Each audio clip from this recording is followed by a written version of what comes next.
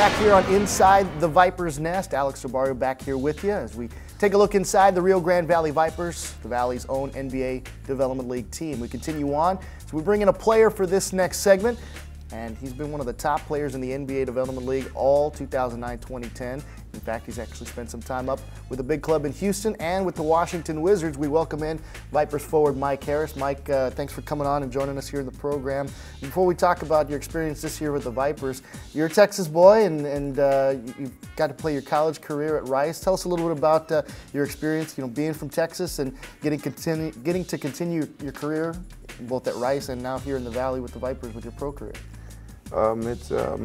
It's something that I didn't expect, and once it occurred, it was good to actually come here, and I have a lot of family that's in the San Marcos, Austin area as well. So me getting to go there and that being driving distance from my family up in the Dallas area is good because it wasn't often that they got to see me play over the past few years. All-time leading scorer in Rice history, and had a lot of great memories, I'm sure, on the Autry court. Tell us a little bit about your experience there, playing in Houston and for such a historic university. It was good. Ultimately, our goal was to make the NCAA tournament. We came up a game short in the conference tournament. Fortunately, the WAC isn't as prestige and looked upon as the Pac-10 and things like that. So we lost the game before the conference, the championship, and UTEP ended up winning it. And we had one loss more than Nevada, so they only took 2 teams out of the WAC, so we had to go to the NIT. But I got to play against some good teams. I got to play against UConn the year they won the national championship with Emeka Okafor and Ben Gordon and Charlie Villanueva. We played them at Autry Court, and that was a pretty good game. We lost that one real close. We also played against Stanford the year they went undefeated almost and then lost at the end of Washington, and so that was a pretty good game. But there's been a lot of players that have had the opportunity to play against there that went on to make pretty good careers in the NBA or overseas that helped me out a lot.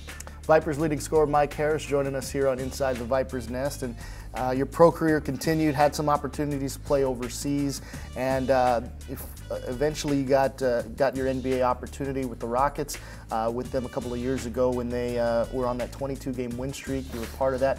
That has to be, without a doubt, one of the premier highlights of your career so far, is being a part of that amazing win streak, second all-time in NBA history.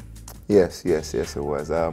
I think it kind of caught me off guard. I just got back from China and wanted to stay in shape. So I went to Autry Court just to work out with Rice. Coach Wilson invited me over and said I could just work out with him to stay in shape.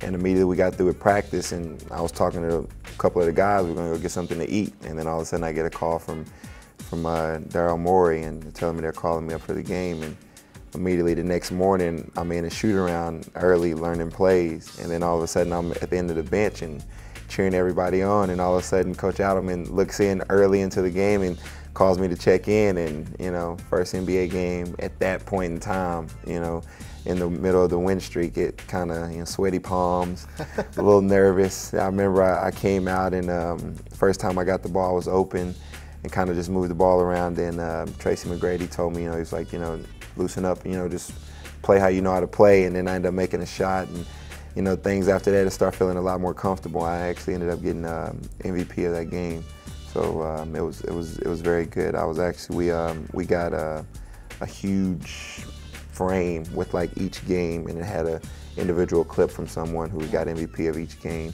in it, and had the 22 in the middle of it. So it's one of those things I'm gonna got hanging up in my house. I'm gonna always cherish. The Rockets have had a chance to keep their tabs on you throughout the rest of your career after that opportunity you got a couple of years ago, and they wanted you specifically to kind of be the anchor of this Rio Grande Valley team. When you got the call, when you decided that you were coming back to the Development League, was it specifically for this situation because of your previous relationship with the Rockets? Majority of it, yes, it was. It was also when I went overseas before, it was kind of I talked to a couple of GMs and stuff. It was kind of, it's out of sight, out of mind type thing. You have a greater chance here because anything they need done, it can happen immediately. If they need you there, you can be available, that day or, the next morning, whereas versus over there, you've got to go through contract agreements and you know, you got to break your tithe and see what the buyout clauses are and things of that nature. Then you also got to include a travel, which could possibly be 2 to 3 days. So, you know, you may not be able. But here, you know, with them, when I got caught up this year, was actually in Houston, but you're able to go, and it's a lot more accessible. It seems to be your call-ups seem to happen as a surprise to you. This year it seemed like a Christmas present. The other time it was just a workout, and it seemed to happen. You've had a chance to live here in McAllen now and in the Rio Grande Valley. A little bit different D-League situation than Colorado, I imagine, just with the fan base. Period. Fans being actually in the arena to come and watch you guys. How has the experience been living here? Still being close enough to home, so I'm sure family has had an opportunity to come and see you play, and still being involved in a community that actually embraces the product and embraces the players on this team. Oh, it's great. The fans are, you know, one of the reasons that, you know, I enjoy playing the game, especially, you know, the kids, and so exciting to go out and, you know, look out on the court when you're checking in the game or at the start of the game, and, you know, we throw the t-shirts out and you see kids, you know, faces just lit up. You know, it's kind of like, you know, you're looked upon as, you know, someone who's doing something good, you know, for others, and that's mostly, you know, the reason that I love to play the game. And even with my family, they came and visited, you know, my brother, he didn't want to leave, and some of my friends, they came and they had such a good time at the games and just going out, you know, seeing the different things. And there's so much that you learn, you know, about culture and ways of life, you know, with just different areas in Texas, this area compared to maybe Dallas or Houston, just the lifestyle and the living. It's something that, you know, it was just pretty interesting and amazing to me just to learn about, especially foods and things like that. Now, before we wrap up here, Mike, we talked about it with your experience at Rice. We talked about it with your experience in Colorado. And I know this is something that aided you for your career, is being able to win a championship. And you mentioned to me one time when we were talking about getting the opportunity to win a championship is something that you really would like to have before your career is all said and done. You've had an opportunity to be with a couple of big clubs this year with Houston and Washington. Is championship #1 right now for you guys on this Vipers team right now, considering where you've been in the standings all year? Ultimately, yes. I think right now we don't want to get too far ahead of ourselves. You know, with these last few games coming up in the season, we want to finish out strong because you know, we want to win the conference and win overall outright. But I think in the back of all of our heads right now, the one thing that we are thinking is championship. We know we have, you know, the guys, and we've been able to have some guys, you know, Garrett and Antonio being caught up as well. You know, we wish them the best, but we feel like we still have a good, you know, nucleus and enough core guys, and ultimately that's what we want to bring to the city.